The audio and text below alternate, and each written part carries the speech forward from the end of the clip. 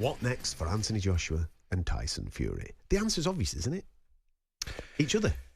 Absolutely. It's one of the big things that came out of 2024, Adam, is obviously both men moved out of the title picture. Anthony Joshua, we'll talk about knockouts of the year later on, was on the receiving end and the giving end of it. It's the natural fight. It's the British... Again, I'm still buzzing from Lauren Price and Tasha Jonas. I went out to the coffee bar there in the break and was just making a coffee thinking, we have got to be at the Albert Hall. What's the date for everyone? March 7th. March 7th. Get a ticket at the Albert Hall. 3,500, that's all there'll be. That will be one of the best fights you ever see between two Brits. And it's two women. This is a really important fight for British boxing, because if it doesn't happen, boxing's failed somehow. We've said this for a while. Yep. The money's there. It's a resolution of the era. Anyone that says, "Oh, but they're both busted flushes now," they haven't. They're still in the top 4 or 5 in the heavyweight division. Both of them. Simple as that. It's a fight we'd love to see. Every era has had fighters who weren't world champions at the time fighting each other. It's such an important fight for both men to define the era. It's also a filibuster in terms of what it is commercially. Yeah. It would be a great tragedy for Anthony Joshua, because it looks like he's already lost the fight with Deontay Wilder, which should have happened this era. 7 years, we're now in 2025. I can remember writing and talking about that in 2018 when there was talk of $50 million on the line. Adam, it's got to happen in 2025. Anthony Joshua's put it out there already. We've seen him shadow boxing in Nigeria in a yard. He's back visiting the ancestral family. He says he's ambitious this year. He wants the Daniel Dubois rematch and the Tyson Fury fight. Eddie Hearn wants to make the fight. Frank Warren is sitting back and saying, I'm not putting any pressure on Tyson. It's probably going to be when Tyson Fury comes out of his man cave, out of the family home, and decides, come on, let's do it. Big July fight, Wembley Stadium. If they need to sign a 2-fight deal, do it. But I think 9 out of 10 it happens, 90% it happens. But I'd love to see it still. Yeah, it comes down to the ambition of whether both men want to fight, first and foremost, don't they, you know? They've both had disappointments in 2024. I think if they both want to compete and fight, the only fight is against each other. Yeah, I agree. Because the heavyweight... It's huge financially as well. It gets them back in the ring together. It's like what you said a moment ago.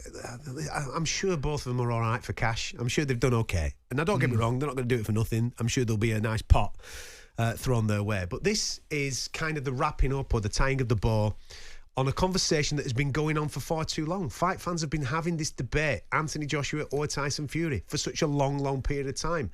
It hasn't materialised for several reasons. We're now in a situation where it seems impossible for it not to materialise. And the only reason it's not going to materialise is if the lads don't want to actually fight anymore. I think if both of them want to do it, then, like you've just said, it's going to do a stadium comfortably. It's perfect for the summer, and it just puts a bow on their particular conversation in the heavyweight division.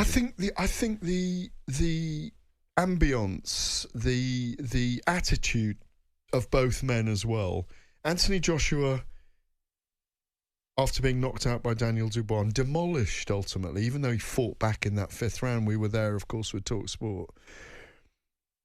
He wanted the rematch straight away in his own mind, i.e. there was fight still left in him.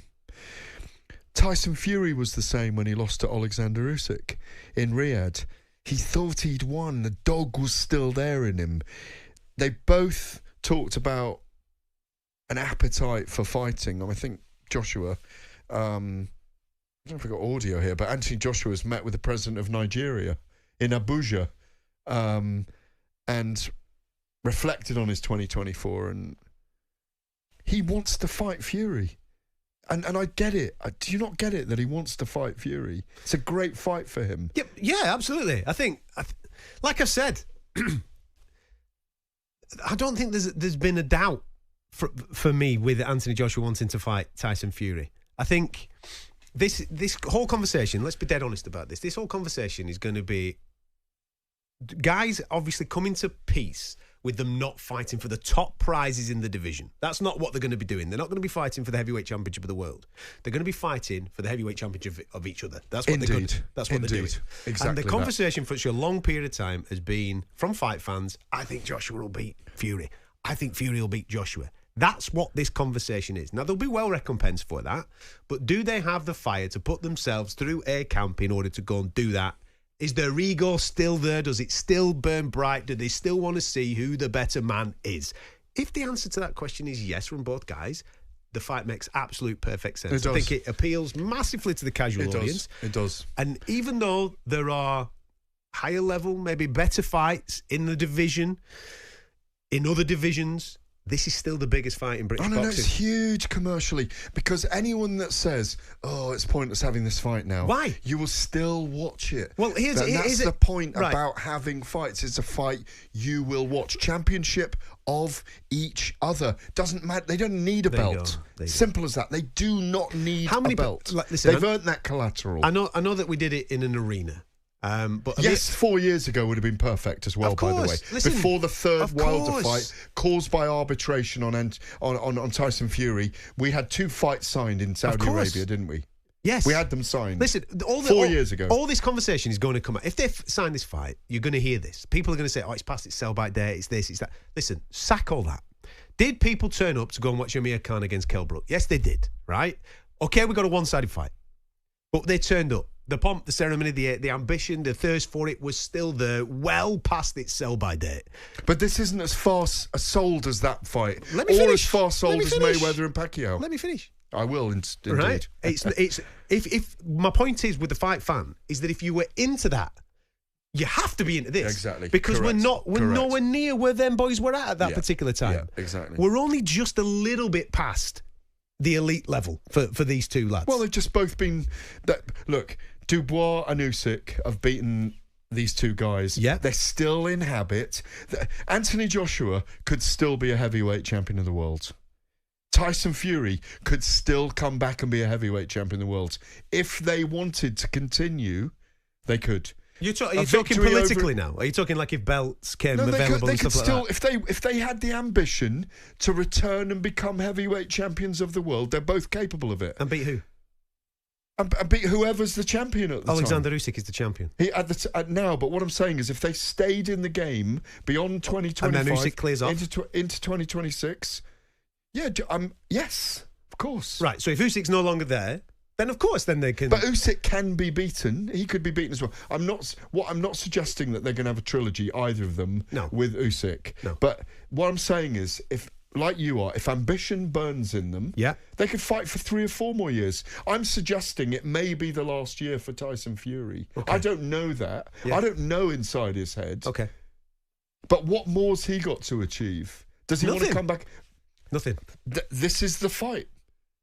The fight that defines who won in this era. Listen, if they have a brilliant fight over 12 rounds, they can go again. They will go again. Why wouldn't they? They signed 2 before. So you alluded to the fact that Anthony Joshua was out in Nigeria. I saw that he was with our colleague Ade Oladipo as well, having a little bit of a conversation. AJ's actually been speaking, hasn't he? So let's have a listen to where AJ's head's at when we're talking about this particular fight. Makes me more hungry. It makes me want to work harder because time is of the essence. Time is limited, so I just want to put in more work. 2024, when I look back, I believe I could have done more. And now I have another chance in 2025 to do more. I'm going to make sure that I take every opportunity that comes my way. I'm going to go again. Ups and downs, they happen. Some people is always up. My life is up and down. So I've got to get used to the turbulent times and keep riding the wave. I can't stop now. I have to keep going until I reach my destination. Okay, what are you targeting this one? 3-time world champion. And Tyson Fury. Oh, Tyson Fury. So when is that happening? We're not sure, but that's my target. 2025, I'm targeting Tyson Fury. Listen, and that's nice to hear. Of course it is. The dust has settled a little bit more on the AJ defeat to Daniel Dubois, hasn't it? So therefore he's had a little bit more time to compartmentalise it all, obviously process it all, and therefore come to the conclusions that he's come to, that he wants to fight again and he wants to fight Tyson Fury. And he's talking about trying to get back on the track of becoming the 3-time champion of the world. I'm all for him having those dreams and aspirations, and I'm all for him talking in the way that he's talking. I think it's a little bit still raw for Tyson Fury. Like you said, I haven't spoken to him. I don't know what's inside his head. I think it's a little bit raw right now, but in 2-3 months' time, if he comes back to the table and says, right, I want to fight again, like I keep saying. Yeah, but there was an attitude in him, Adam, that indicated that when he was walking away with his son Prince back to his dressing room, saying, I thought I won that fight by 3 rounds, that the dog's still there. The dog in him is still there. What do you mean? That he felt that the fight's there still in him. The fight hasn't gone. It's like, he didn't feel he was defeated. And I think that's a very important psychological feel for a boxer, that they don't feel they're losing it. Friends of his are talking about he wants to come back again. No, my conclusions of Fury's performance against Alexander Usyk, he's not losing. He isn't losing it. He came up against the best fighter on the planet, and the best fighter on the planet managed to navigate what Tyson Fury's best was, and obviously dish out a bit of best back. And Alexander Usyk, in a very close fight. Well, he won the fight. In a very close fight. He won the fight. It was a close fight. But he didn't win the fight. No, but it was a very close fight. That's all I'm saying. It was a very close fight. So I saw it as a very close fight. 6-5-1, 6 to Usyk, 5 to Fury, 1 drawn. But I get what you're saying, but he didn't win the fight. But what I'm saying is, in his head, he thought he was winning the fight. So what I'm saying is, mentally, he's still there. Yeah. He's wrong in terms of what the judges scored it and in what most of us scored it. Right. But what I'm saying is, mentally, he's still there for the fight. He's not a beaten character. That's what I mean. I understand. That's what I mean by the dog's still there. There's something positive to take out of that I think we will see it next year. Not, I'm done with it. Okay. You know?